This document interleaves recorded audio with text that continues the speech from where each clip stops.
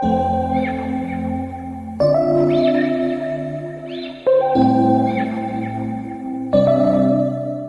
everybody, welcome to my channel. It's me, Crystal Divine, and I'm here with another My Indigenous Lifestyle Vlogs. Today I'm going to be talking about IVs. What is an IV? What is the purpose for an IV? And what are the dangers of an IV? So before we get into all that, I do want to take this time to tell you guys to go ahead and subscribe. Click it right now. Subscribe to my channel. Hit the bell so you can be notified every time I post videos, okay? What is an IV? Well, the technical term for an IV is it is an apparatus used to administer fluids, medications, intravenously into the body. And what intravenously means is existing within or administered into the vein or veins with an S. That's the technical definition of an IV. And of course, IV stands for Intravenous Therapy. IVs are a form of medical interventions. And I want to make sure that we all know that, because it is something that goes over our heads. I had never realized or accepted the concept that I did not have to have an IV when I was giving birth in a hospital environment. It was always something that I just expected, and I assumed that it was for the best because, you know, my doctor said so. I was shocked to find out that, you know, I could refuse an IV, that I did not need an IV, and that an IV is not necessary. So if you plan on giving birth in a hospital environment, the conversation about an IV is bound to come up, and you have to be very wary of that conversation because you could be giving your consent and not even knowing it. Consent doesn't always have to be in writing. It can be verbal, and the words don't necessarily have to be, yes, I consent to an IV. The words could just be, okay, if your doctor says we're going to give you an IV. Let's talk about why are IVs routine. When you are giving birth, when you are in labor, you must stay hydrated because you're doing exactly that. You're doing labor. You're doing physical hard work, and you're going to get thirsty. Your body's going to start to dehydrate, and you're going to need fluids to maintain or avoid, being dehydrated. Physicians will inform us that IVs are a precaution against dehydration, but those same hospitals will refuse service of offering us food or drinks during our labor experience. You know, the easy solution and remedy to dehydration. They don't even provide those services for us.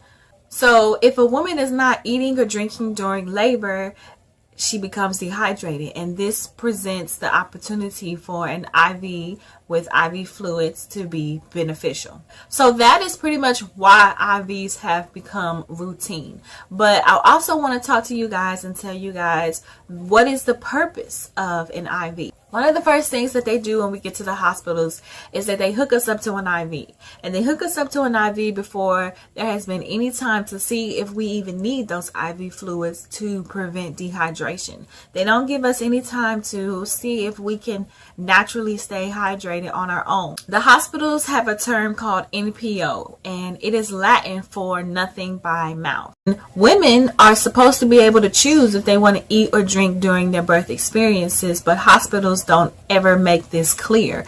And you know, if hospitals were to tell women like, well, you can eat or you can drink if you want to during labor, you know, then it might raise the question, well, are IVs even necessary? Is it necessary for you to be hooking me up to an IV and constantly pumping me with fluids for dehydration if all I can do is just drink some water or eat some fruit to stay hydrated? It is important that you guys take from this video that IV fluids are not necessary, and they're not the safest or healthiest option to stay hydrated during your birth experience. The best option is to stay hydrated the natural way, which is orally through the mouth. Dehydration is not the only reason for a routine IV. We are told that if we are hooked up to an IV, it can save a step later on in case an emergency situation arises or we have to have a C-section. The NPO policy is also due to a fear that a woman might aspirate or inhale stomach fluids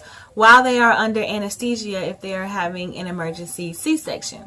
While this type of aspiration is a serious situation, it is extremely rare. Statistics say that it is a 7 in a 10 billion chance that this type of aspiration will happen. Physicians neglect to inform us, the patients, that there is no medical reason for an IV when you are giving birth or in labor in a hospital, except for the possibility that an emergency situation could occur. We are told that in case of an emergency situation such as an infection, high or low blood pressure, bleeding, vomiting, or C-section, everything can be taken care of much easily and quicker if an IV is already in place.